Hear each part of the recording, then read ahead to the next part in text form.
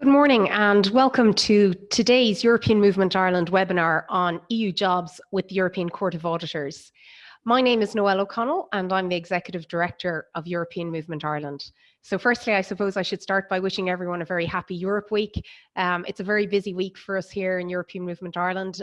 Lots of activities, events, programs and projects going on.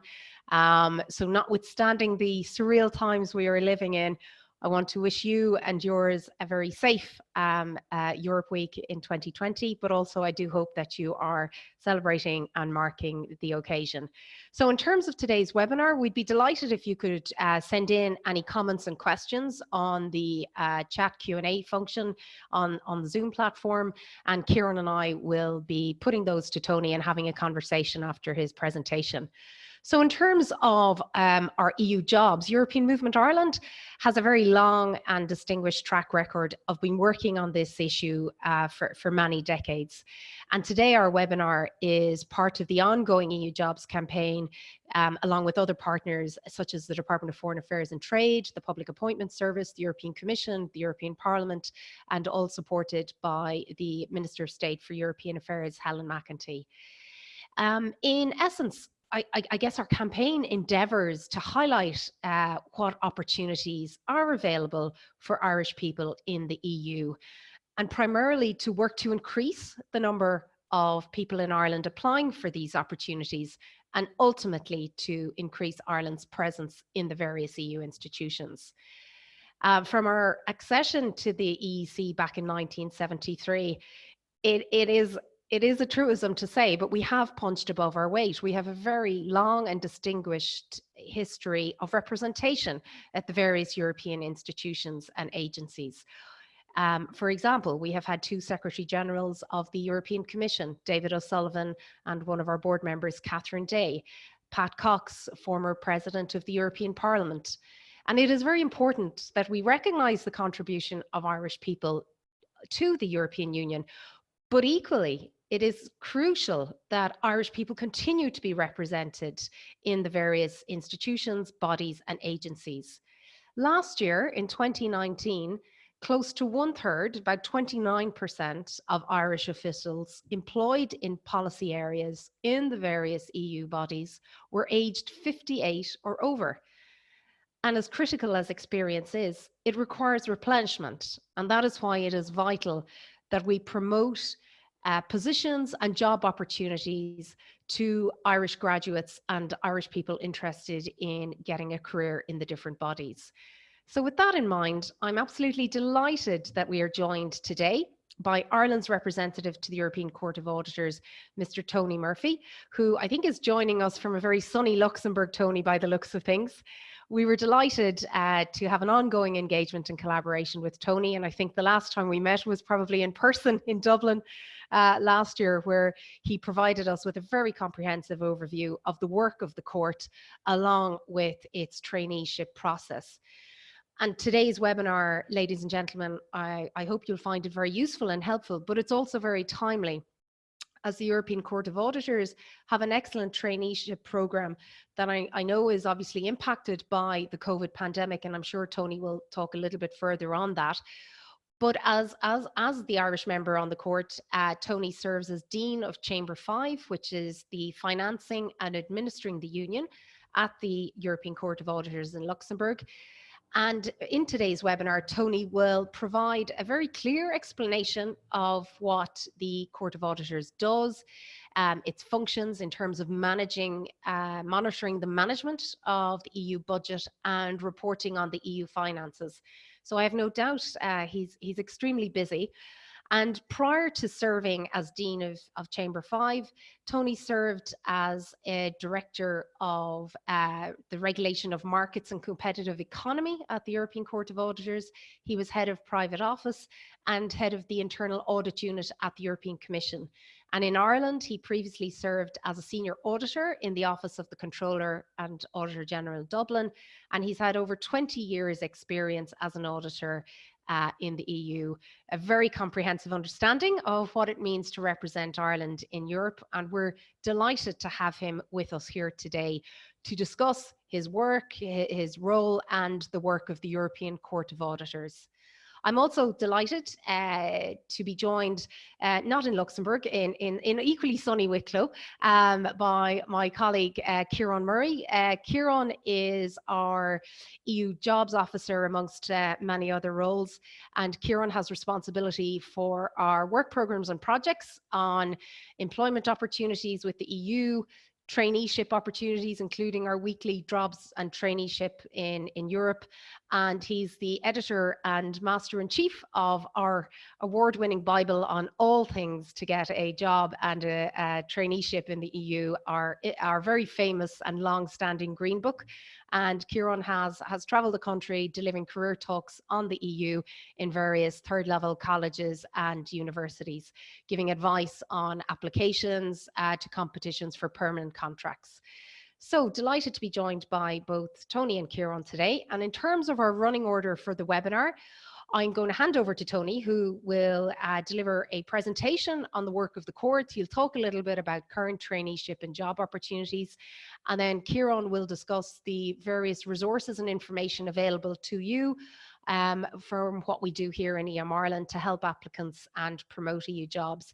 And then at the end, we'll have, hopefully you'll all have sent in some questions, and we will have a little bit of a discussion and a Q&A session. Just to remind you all that don't hesitate to click and send in the Q&A button and submit your questions. We're obviously going to be recording this webinar as well and putting it up on YouTube over the coming days when the event is over. So without further ado, I will hand over to Tony. Thank you very much. Thanks very much, Noelle. Good morning to everybody. Thanks for taking the time to participate. And I would also like to thank the EMI for this opportunity to basically present the work of the court, and not only the court, but just a general overview of the European institutions in general, because I can only reiterate basically what Noelle has said. There is definitely a need for a replenishment of the Irish representation in the EU institutions. I'm almost in that 29, the figure she quoted about heading for 58. So I know many of my compatriots and colleagues are, you know, coming up or close to retirement. And I really think we need, as she said, to replenish. And that's why I think it's a very timely, it's a good opportunity. I think there are reasons why now is a good time, which we will come into later in the presentation. But I also think we need to just promote a little bit more the EU and the opportunities, because I think the main people who have been there over the years were there from the start, if you like, and there has been a dwindling away in the last number of years when the economy got good, let's say in Ireland, and people had no need to look outside of the Irish job market. But I hope that going forward that people think at least again of an opportunity, not just in the Court of Auditors, but in the EU institutions in general.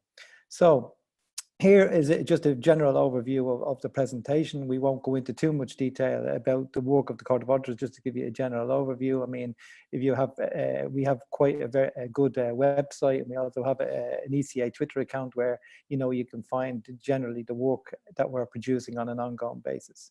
So if we go to the next slide.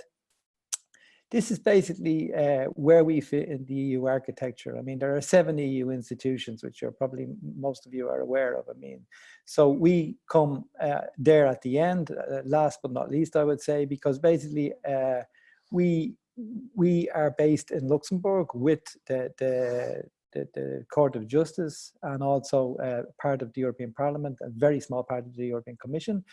The European Commission is our main auditee, I would say. These are the people who implement the policies which are decided at the political level by the European Council and the European Parliament. So they're the ones who are given the budget and the direction to take in order to implement the EU policies.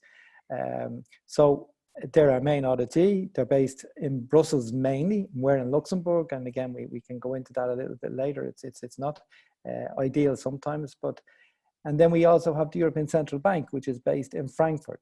So the European Court of Auditors is based in Luxembourg. So we're sort of in this triangle, if you like, between Brussels, Strasbourg, where the European Parliament meets regularly, as well as Brussels. And then we have the ECB in Frankfurt. So we're sort of, geographically, I would say we're quite well located in terms of visiting our main auditees. We were established in 1975. But a very significant date for us is 1992, where we became, under the treaty, we became an EU institution, because this gives us a certain weight. It gives us the same status as the other institutions, rather than a lesser status, which would, I think, diminish our influence and role slightly. So just to give a general overview of the architecture of the EU from an institutional point of view. So we go to the next slide, Dan. Just to explain a little bit what we actually do. We're basically the independent external auditor of the EU. So our role is to come at the, basically, mostly we're ex post. We come when programs are finished or are being implemented, and when money has been spent. And basically we're there as the EU financial watchdog. We're there basically to make sure that the EU taxpayers' money, which is your money, yours and mine, is spent, correctly. And there are two aspects to that, again, which we will come in. We talk about, that it's spent correctly in line with the rules, which is more our financial and compliance audit. But secondly, there's another very important aspect as to whether the actual programs are delivering what they were meant to. So whether the objectives of particular programs are being met or not. And we call these special reports. They're more, I would say, value for money audits, they were called in the old days. We call them performance reports now. So we have a number, through this work, we basically try and contribute to improving EU administration and financial management. Very important for us is promoting accountability and transparency, because that's sometimes a criticism that's leveled at EU institutions that are not accountable and transparent. Through our work, we identify risks, we give assurance, and we basically indicate shortcomings. And more importantly, probably even that, is we try and identify good practice which can be shared, because we have we have an overview of all the member states. And we can see what works well in one member state, which other member states may not be aware of. So we can basically be a forum for sharing best practice and to try and help other member states go in good directions if we see that this has already had a positive impact in one or two others. We offer guidance to EU policymakers and legislators. So basically, the policymakers and legislators, we report back to the European Parliament on the basis of the work we have carried out. And basically, as I said already, through our work, we try and ensure that the European citizens know how their money is spent. Because, I mean, we're talking about substantial amounts of money here. I mean, 130 billion euros roughly every year. So, I mean, it needs to be properly accounted for. If we move on then to the next, this is how the Court of Auditors is actually organized. And I think the reason I wanted to put this slide in was just to show that we're not accountants or auditors. We cover a broad range of topics. I mean, EU spending covers a vast amount of policy areas. And basically the court has been, constructed in a way to match those policy areas. For instance, we have Chamber 1, which is the sustainable use of natural resources. So here we're looking at things like agriculture, the CAP, environmental issues. This is where most of the Green Deal money will be spent. Chamber 2, investment for cohesion, growth and inclusion. This is where I was until recently. I moved to Chamber 5 last month, but I still actually am finishing off some work in Chamber 2. I was responsible for the financial and compliance audit on cohesion, which in 2018 had a budget of about 55 billion euros.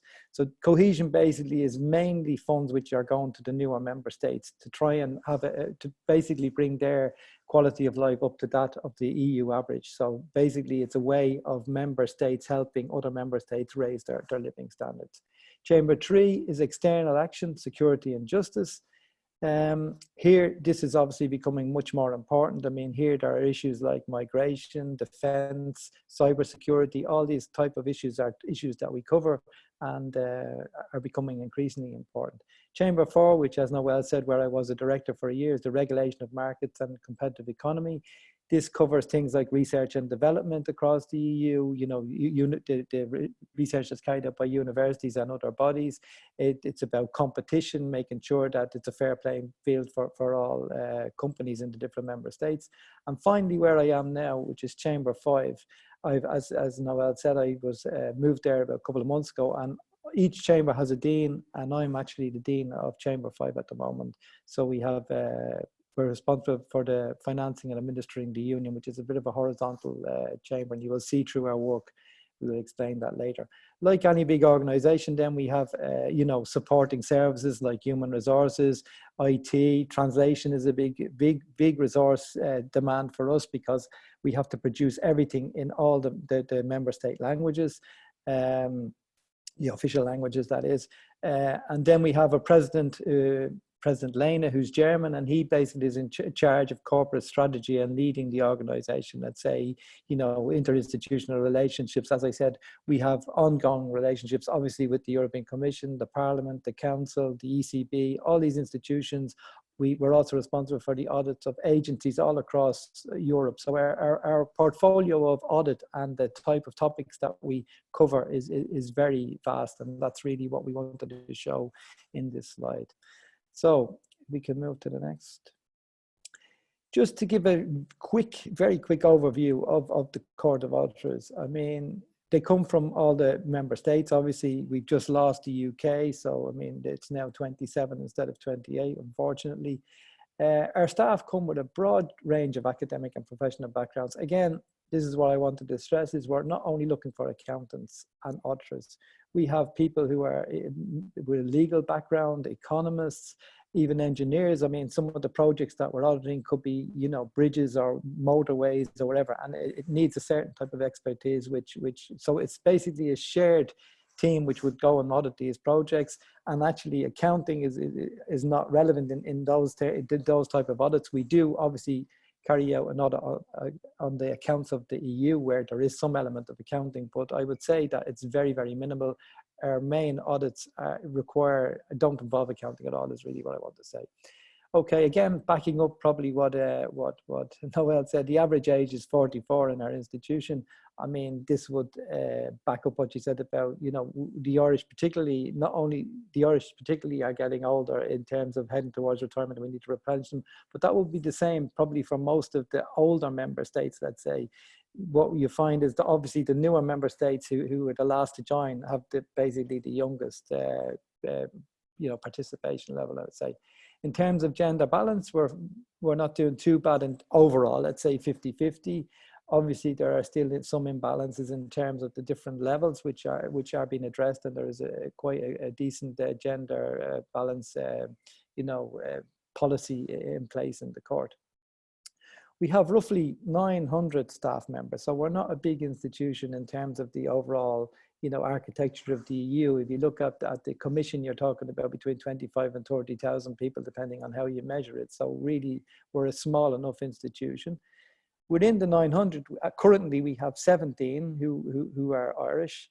4 of those are actually either trainees or on a short-term contract. So in fact, there are only 13 full-time officials in the court at the moment.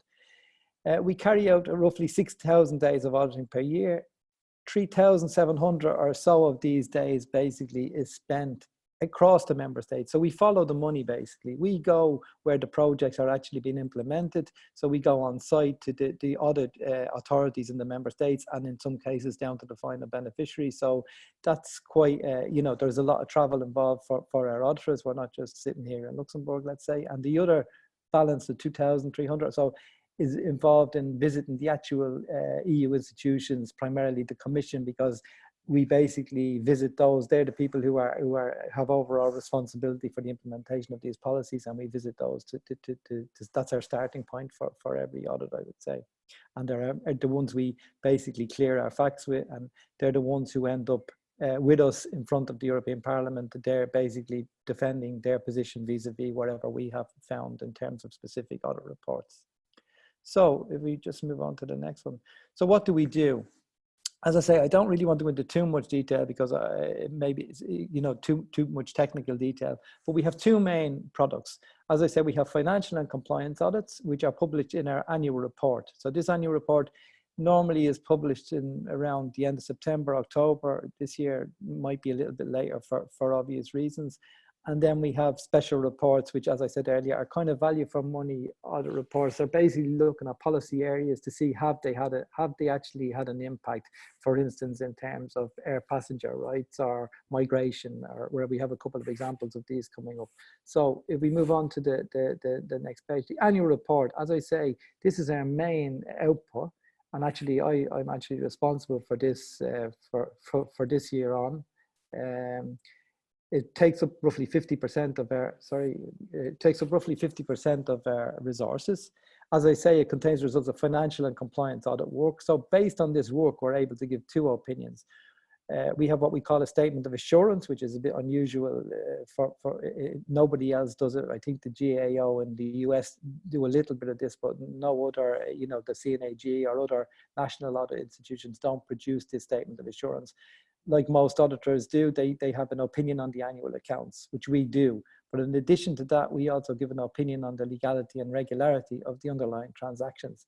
And what this means is, as I say, we basically go to the member states, we check if there are errors made or in adhering to eligibility criteria, or for instance, in procurement, whether the proper procedures are followed. And we basically, based on this sample of transactions, we come up with what we call an error rate per year.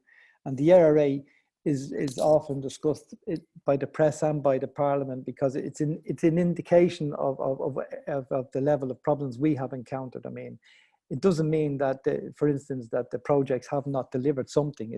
Sometimes it's just a formal error. Sometimes it's not. It means that it could have been carried out in a better way, which might have been more efficient and effective. Or maybe particular people weren't eligible to get the EU funding and shouldn't have got it. So errors cover a vast range of particular items. And the main purpose of this report is, as I say, we go then before the European Parliament, the Control Committee of the EU Parliament, which is the equivalent of the Public Accounts Committee in Ireland, let's say. And there we outline our findings, and then the relevant commissioner, for instance, if it's agriculture or trade or whoever it might be, the relevant commissioner attends and basically, justifies basically his or her stewardship of the funds which have been allocated from the EU budget and are under their control. So, as I say, that's one main output. If we go on to the next one, it's these special reports I talked about. So these can be, some are very technical, but some of them are very topical. I mean, there's a vast variety. As I said, they follow the chamber structure, because each chamber will produce a number of these reports every year. We produce roughly 30 to around 30, I would say, is an average, a good average of these reports every year. Published recently were e-commerce vulnerability to tax fraud, in which Ireland was one of the sampled member states, migration management in Greece and Italy, eco-design and energy labels.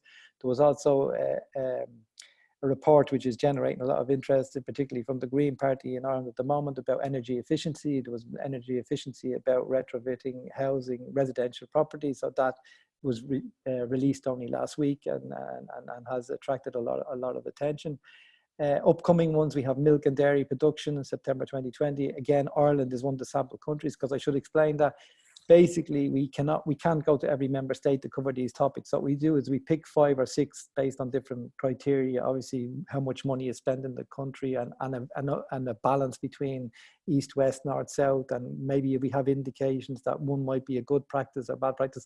And as I say, the idea is based on these 5 or 6, we may identify areas to be avoided by other member states, and also ones which could be incorporated in their policy platforms. Combating child poverty is also coming out this year. That's one I'm responsible for myself, so I look forward to that in September. Digitizing European industry. So again, what we're trying to do with this slide, like the structure, is to show that we really have a vast range of subjects that we audit. I mean, it's really has very little to do with accounting per se. So if we move on. How can you get involved? So this is probably what's of most interest to you here. As I say, we're a small institution, so I'm here obviously promoting the institution which I represent, but I would also encourage everybody to think about traineeships across the other EU institutions. I mean, where there are obviously more opportunities, because they're size-wise are much bigger than us.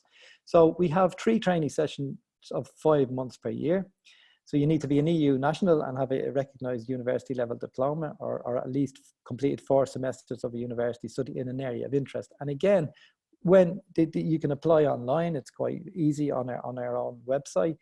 And here you will see, again, just to reinforce it again, it's not just audit. Here you can express the area you might have an interest in working in. So here we have accounting, administration, human resources, translation, communication, international relations and legal. So there already you can see that people can, you know, opt for different areas, and they will try and be accommodated if it's possible. Obviously, that's a preference that you would express, but I mean, it doesn't necessarily mean that's where you would end up.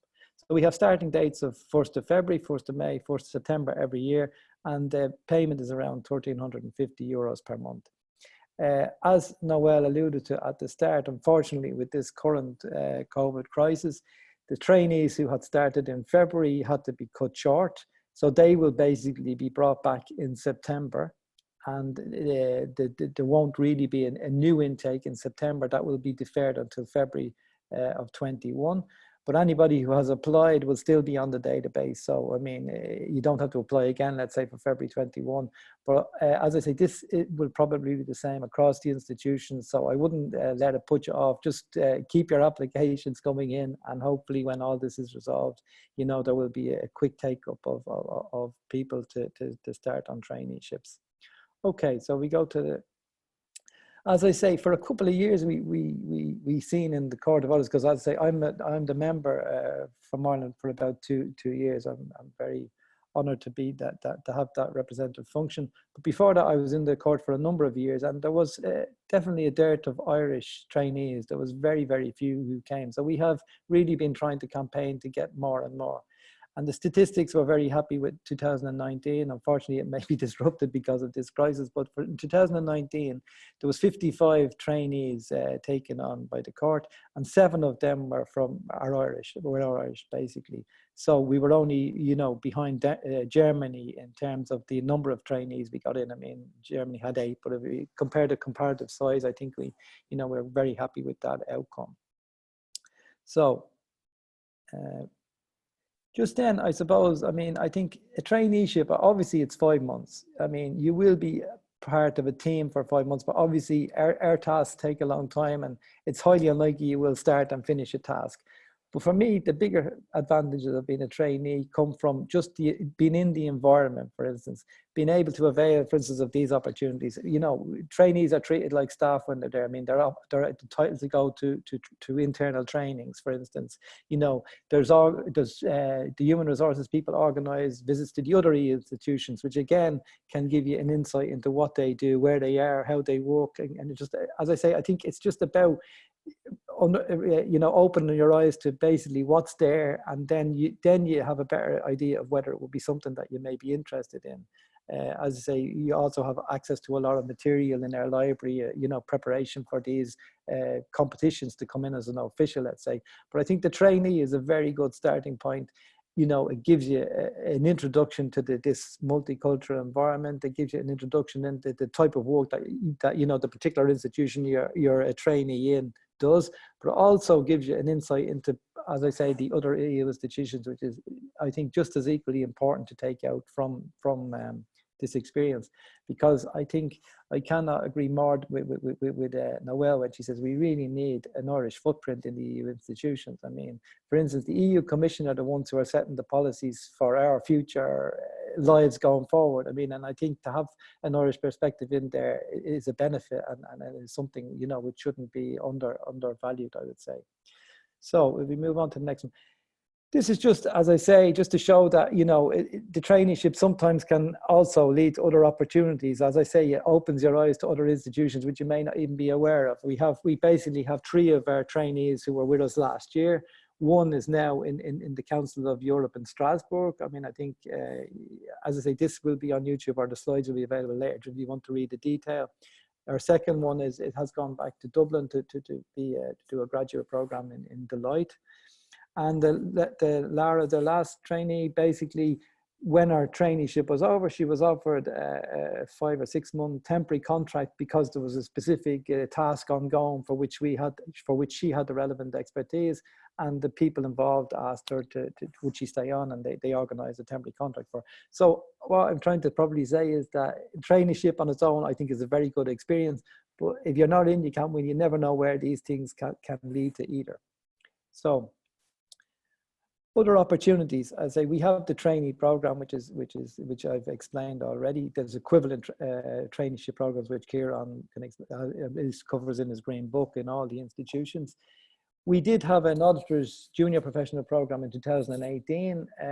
It was basically a contract for 4 years. I'm not sure when they will do that again. I mean, but this is a very good way, because it's not an EPSO competition where you have thousands of people. So I would keep an eye out for these sort of ad hoc competitions, which also happen.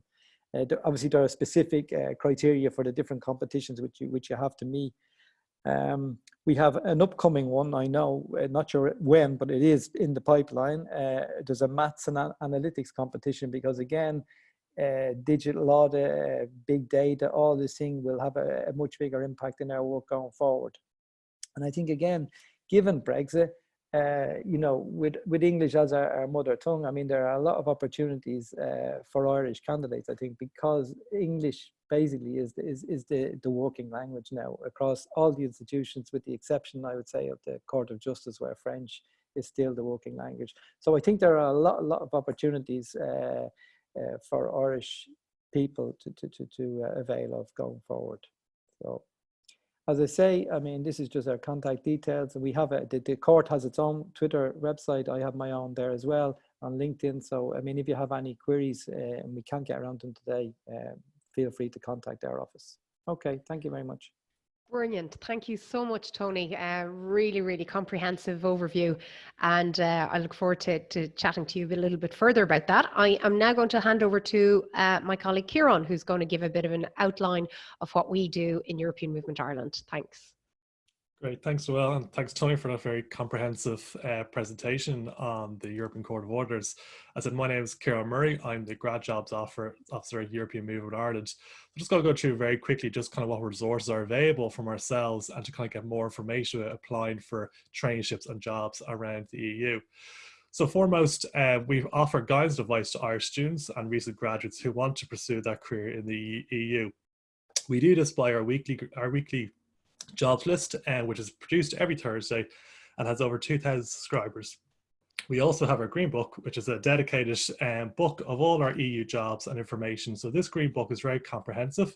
It provides all the information about closing dates and application dates, and really kind of gives practical tips about living in Luxembourg and living in Brussels and how you get yourself set up there. So I advise you to visit our website at europeanmovement.ie, and under our grad jobs section, you'll find all this information here. I'd also advise you to sign up to our weekly jobs list, which is available again every Thursday morning direct to your inbox, which provides a one-stop shop for all your job opportunities across Europe. As well as that, I suppose, as Tony was going through the application process there for the European Court of Auditors, I suppose this does a bit of advice for all applications, whether you apply for institutions or non-institutions. I suppose research is the key, that kind of research the institutions and the agencies that you want to work for and have your relevant interests and experience. Apply for multiple traineeships. Don't limit yourself just to one or two. Really spread the net out and apply to many as you can. Tailor your application. So really outline your skills and remember to reinforce that English is your mother tongue. This will really help your application to stand out from the many thousands that the organizations do receive. Time is key. Don't rush your application. Remember, you have to stand out from the crowd. So always take your time and steady pace with your application.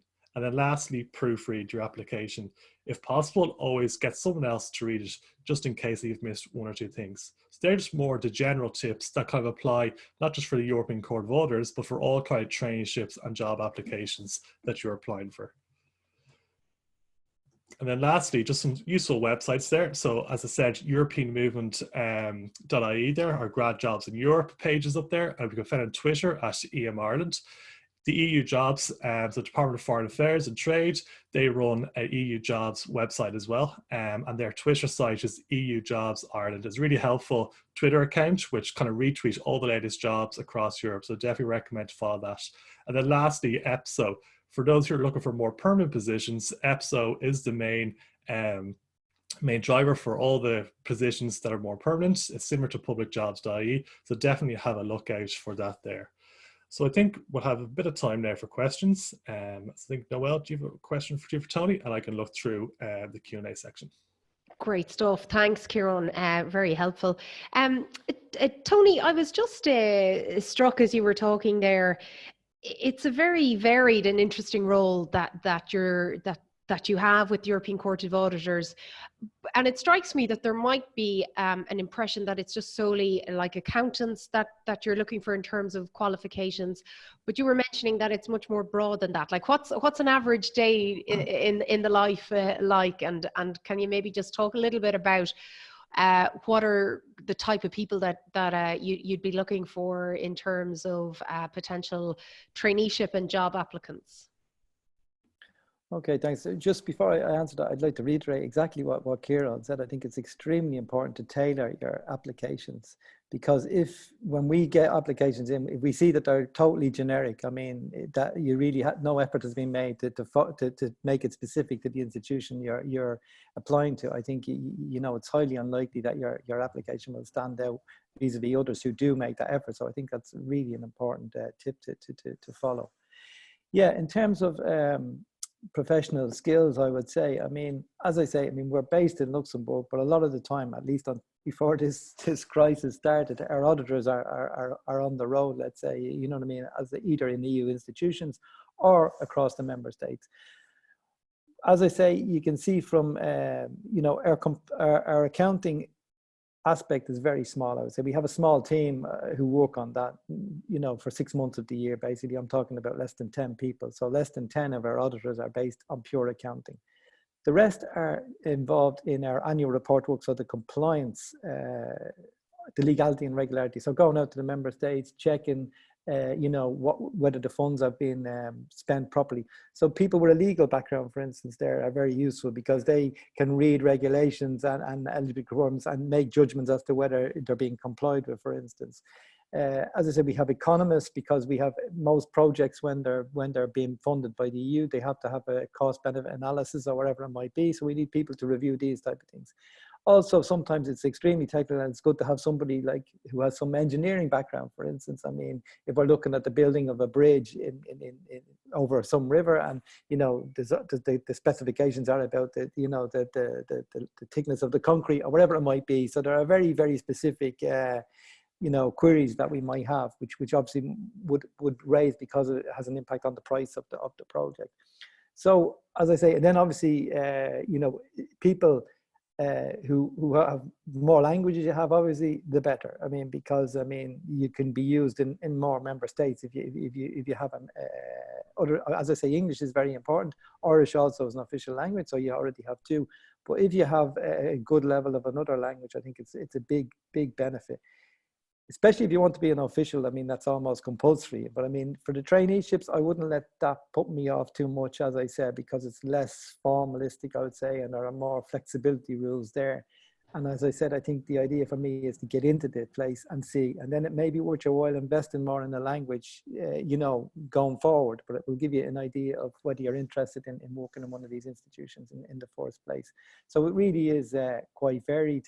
And I would say anybody should, you know, anybody can come once. Audit for me, a lot of the time is common sense in any case. I mean, you know, can I say that to all of our auditors, Tony? Well, there should be that. Yeah, you can indeed. But I mean, obviously when it comes to accounting, that's different. There are rules that have to be followed. But what I'm talking about in terms of we're auditing, you know, for instance, we're looking at child poverty at the moment in across the EU, which is terrible. I mean, the levels of child poverty. Sorry, Tony, I think we've lost you there with your sound. Yeah. No, I think yeah, there you go. Okay. Yeah. So what I'm saying is, I mean, if, for instance, we're doing child poverty at the moment, so we're looking at the levels of child poverty across the EU, which is a bit shameful in a way. In some member states, it's way too high. And so we're looking at, you know, what has been done in the member states, because it's a member state competence effectively, with the EU trying to push member states in a certain direction. So we're looking to see what impact the EU has had in trying to help member states address child poverty. So as you can see, it's nothing to do with accounting whatsoever. Very varied. No, that's great, Tony. And it's fantastic to see. We've a lot of questions coming in. So I'm going to hand over to Ciarán for the technical ones, but there's one I might just ask you. As Stephen has asked, the ECA does great work, but how can it effectively ensure that its findings are followed through, and how does it track this? Okay. Can you hear me now? Yeah. Well, yeah. Well, as I say, I mean, we basically go through the European Parliament. So it's the European Parliament who consider our reports, and in our reports we would have recommendations. So we sometimes, I mean, for instance, it can happen that the Commission disagrees with one of our recommendations, and it may be that the Parliament says, no, we think the court have a case here and you should implement it. But we will follow up all the implementations. We've normally, obviously there's a timeline we have to give, roughly 2 years before we start looking at recommendations we have made to see have they been implemented. So that's the main way we I would say can have an impact. We're also asked for opinions generally before, for instance, with the next MFF, whenever it's finalised, we will be asked to give our opinion on that. And we will contribute somehow there. I mean, obviously we have to be careful. I mean, we have to audit these things later. So there's a fine line. We have to be careful not to get too involved in these issues. But we're asked we're actually, they're obliged to ask us for our opinion, and we give input into it. Whether it's followed or not is another thing, but it is a way in which we can say, look, these things didn't work in the past, or, you know, we have seen better ways of doing this. So, you know, that's a way we can also have an impact. But as the question Stephen quite rightly asked, it was about recommendations that we make. They're considered and agreed basically with the Commission. There's a timeline normally for their implementation, and then we do a follow-up review maybe a year, 2 years later to check if they have been implemented or not. Great, thanks, Tony. There's loads of questions coming through here. So I think we're kind of against the clock, so we have 5 minutes left. So there's a question here that you mentioned that engineers are also employed in this sector. Are there many others from the sciences who do traineeships in the ECA? For example, I'm studying my master's in chemistry and business in the Netherlands currently. As I say, I mean, if you apply for a traineeship, if you show in your application that you have a motivation for some reason to work in the institution, I don't see why not. I mean, it's not a prerequisite, as I said, that you're an auditor. There's no one is excluded per se from the start. So that's why I say I think if you're not in, you can't win. I would apply for all of them. Okay, perfect, great. There's another question here related to experience in the previously successful cases. Is there a high level of work experience needed or required to become a trainee? No, not at all. I mean, as I say, the basic requirement is that you have your degree. I mean, that's the starting point. Obviously, again, it's like anything. If you're being compared with other people who maybe have experience, well, then it's better if you have the experience. But again, I would say it doesn't mean necessarily that you won't be, you know, as I say, this is why the application is really extremely important, and how you word it, and how strongly you come across, and you know what your real motivation is to do the traineeship. I think that has to come across. No, absolutely. No, great, some great points there. And then another question just regarding, is having common law degree more or less advantageous than having a civil law degree?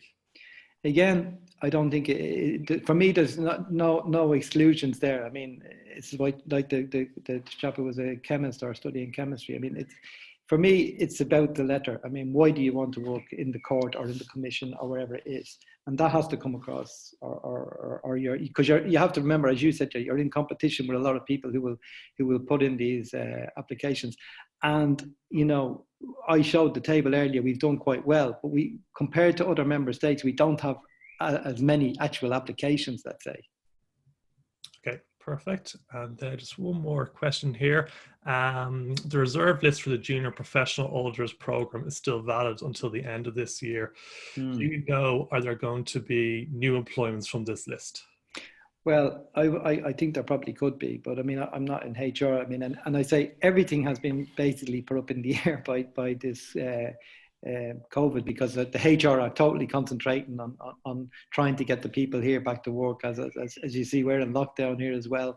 All our auditors are teleworking, which is okay in the interim, because we had a lot of the work already done and we can finalize it. But at some stage, we come to a stage where we need to engage again proactively with our auditees, the Commission or the member states. So I know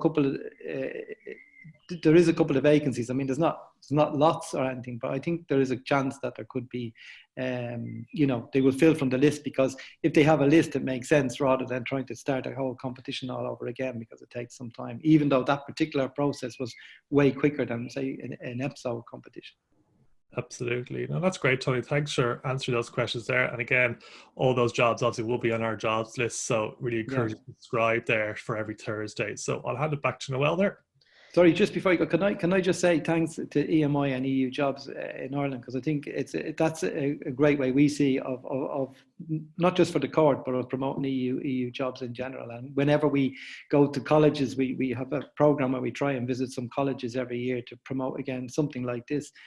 We always say that both those forums are very good for actually becoming aware of vacancies as they arise.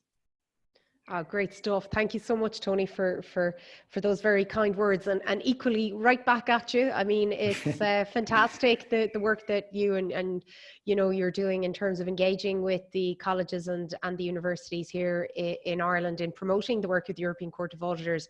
And as Ciarán said, very conscious of the clock being against us. And obviously lots of questions coming in, but I think, Tony, you very generously gave your details if people want to follow up with you. Obviously from an EM Ireland perspective, our colleague Ciarán is on hand as well. And we'd encourage you to sign up to our weekly jobs and traineeship bulletin, and don't hesitate to get in touch with us if you have any queries and comments. Could I just thank all of you who have participated and engaged online. It's a busy couple of weeks for us here in European Movement Ireland with our EU Jobs webinar and the launch of our annual Ireland and the EU poll last week. And we'll be putting the recording of that with Dr. Katie Hayward from Queen's and RTE's Europe editor Tony Connell. So that's available to listen back as a podcast or to watch it again on YouTube. And we'll be putting up today's webinar with Tony as well in the next couple of days. If I could also thank Tony and Niamh and his office for all their help and assistance. Really, really appreciate it, Tony, and hugely valuable insights and top tips and tricks that I'm sure will help all of our stakeholders and people who are following this online in giving them some insights. And hopefully you'll get some more excellent Irish trainees and Irish members of the court. hopefully. We have, just as you mentioned, I think that would be the best way, actually, if anyone has any particular queries, if they contact Niamh. I think Niamh's details are on one of the slides as well. So. Yeah, perfect. Ciarán can maybe circulate those to people who have registered, and if people want to get in touch, Niamh's details, we'll be very happy to circulate those. But yeah, so I think that I will draw proceedings to a close. Would like to again thank Tony, thank my colleague Ciarán, and thank all of you. And I do hope that you and yours are keeping well and safe. And keep an eye on all of our social media platforms and on our website for our upcoming events, programs, and projects. And happy Europe Week. Take care. Bye bye. Thank you. Bye.